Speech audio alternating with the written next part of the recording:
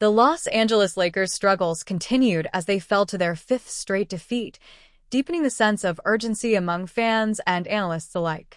This latest setback saw them bow to the Dallas Mavericks, a game that highlighted numerous issues plaguing the storied franchise.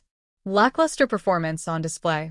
In a contest that began with promise, the Lakers found themselves unable to maintain momentum. Despite a solid start, defensive lapses and missed opportunities allowed the Mavericks to seize control. The final score reflected the widening gap in execution and energy, leaving fans questioning the team's direction.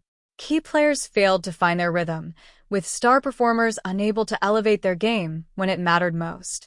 The Lakers shot poorly from the field, complicating their quest for offensive consistency.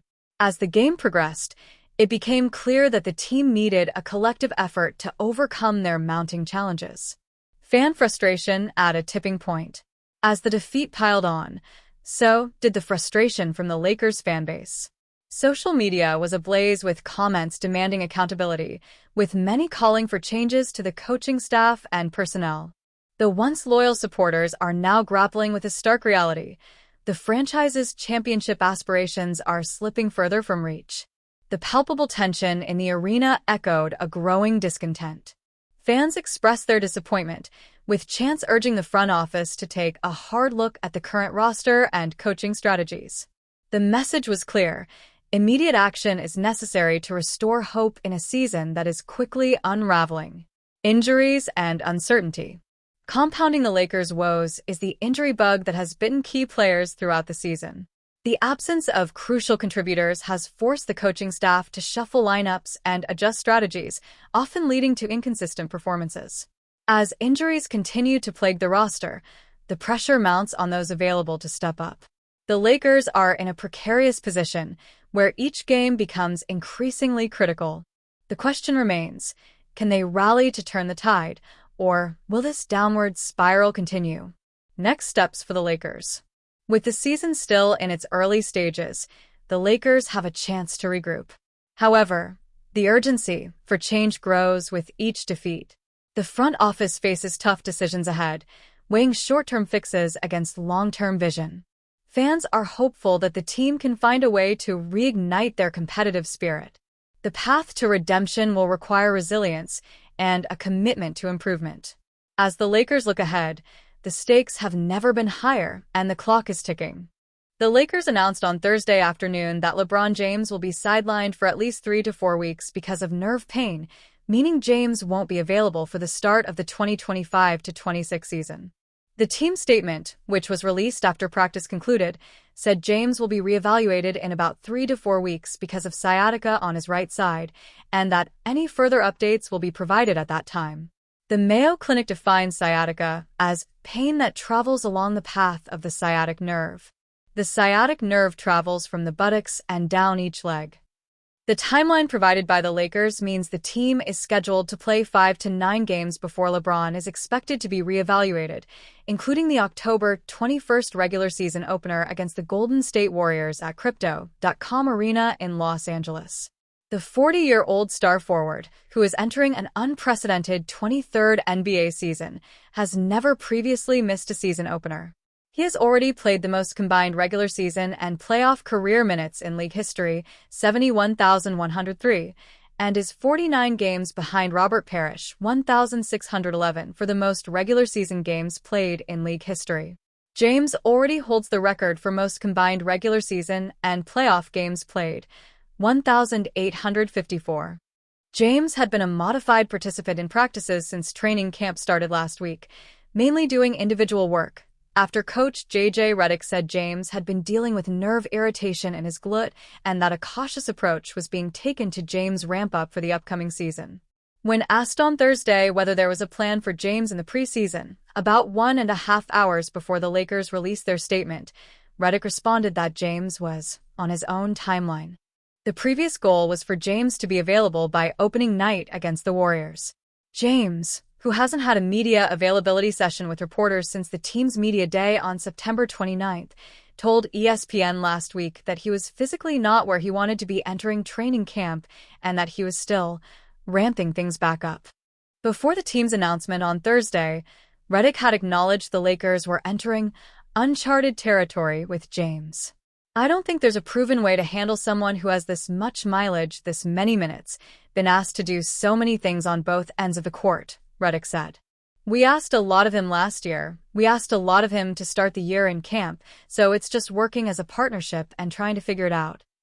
One of the main talking points coming from the Lakers after last season ended in disappointment, a 5-game, first-round playoff exit against the Minnesota Timberwolves, was how much the team would benefit from having a full training camp and preseason to become more familiar with one another ahead of the 2025-26 season.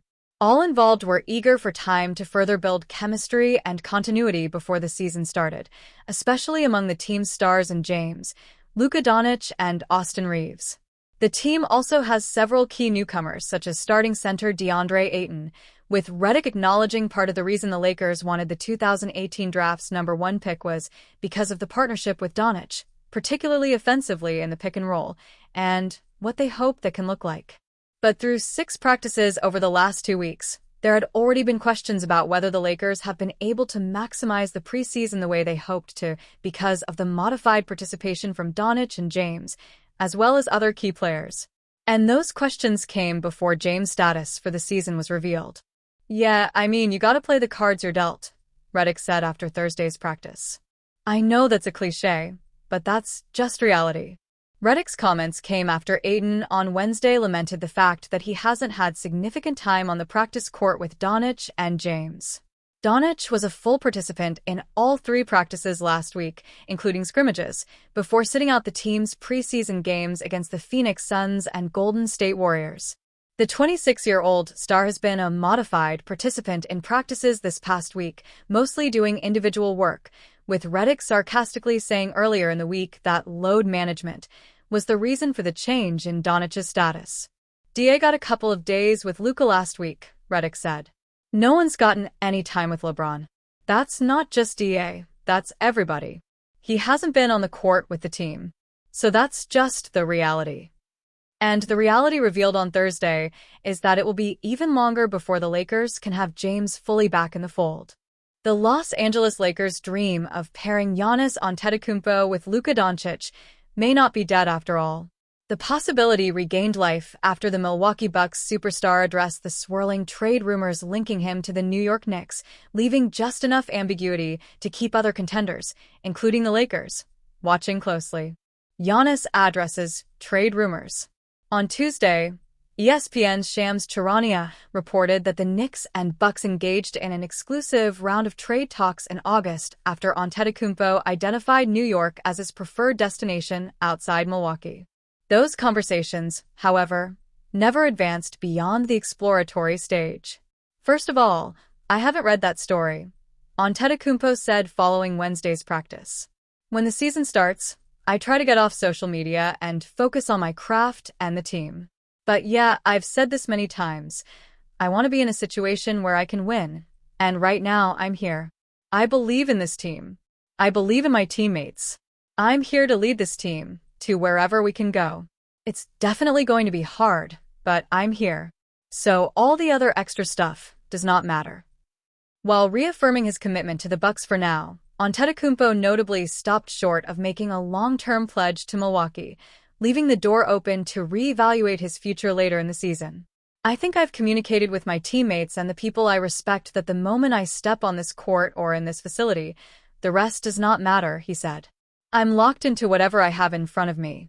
Now, if in 6-7 months I change my mind, I think that's human too. You're allowed to make any decision you want. But I'm locked in to this team, to these guys, to this coaching staff, and to myself." Knicks window closes, market reopens.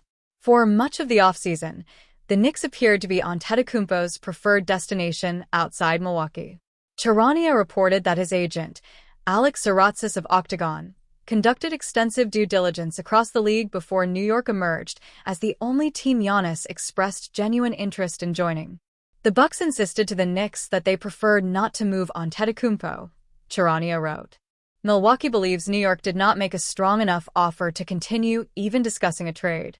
That dynamic, however, has shifted. Charania revealed on ESPN's NBA Today that the Knicks' exclusive negotiating window has officially closed, potentially opening the door for other franchises to re-enter the picture, including the Lakers. "That window is obviously shut," Charania said. "We're not in August anymore. We're now in October. If things reopen during the season with this whole Giannis Antetokounmpo element, that window is no longer exclusive to the Knicks. Other NBA teams will enter the picture. I expect it to go beyond just New York." Lakers maintain flexibility. The Lakers' long-term vision has shifted dramatically this offseason, with Doncic now the face of the franchise and LeBron James entering the final year of his contract at age 40. After signing Doncic to a 3-year, $165 million extension, the Lakers made it clear they were balancing short-term contention with long-term flexibility, the kind of cap maneuvering that could make a blockbuster move for Antetokounmpo possible. "We've been very intentional with keeping our optionality to make win-now moves if there are good ones to make or to preserve our flexibility in the future," team president Rob Pelinka said in August. "We want to make smart moves, but being in a position of flexibility versus being stuck is really promising for how we're going to build this team moving forward." The Lakers' strategy has centered on building around Doncic's prime years while maintaining tradable assets, keeping their lone future first-round pick, 2031 or 2032, capital while they can add more in the offseason, to pursue another superstar if one becomes available. A familiar waiting game. For now, Antetokounmpo insists he's committed to Milwaukee, but his carefully worded remarks have reignited speculation around the league. 5 decades ago, the Lakers outbid the Knicks to land another generational Milwaukee star, Kareem Abdul-Jabbar, who also preferred New York before ultimately being traded to Los Angeles in 1975. Will history repeat itself?